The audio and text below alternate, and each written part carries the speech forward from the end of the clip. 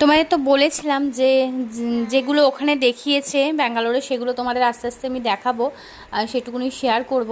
তো দেখো এই যে এইভাবে যে ওর বাবা তুলছে ওকে, তো এটাতে কোমরে জোর আসে। আর এখন না, আগে ওকে নিজে মানে তুলতে হতো টেনে, কিন্তু এখন কি হচ্ছে, ও আস্তে আস্তে নিজেই ওঠার চেষ্টা করে, মানে এরকম হাত ধরলে ও প্রেশার দিয়ে উঠতে থাকে। তো এটাতে কোমরে জোর আসে বসার জন্য। তো পরে ভয়েসটা দিচ্ছি, বুঝতেই পারছো, আর পাশ থেকে ছেলে হাসছে।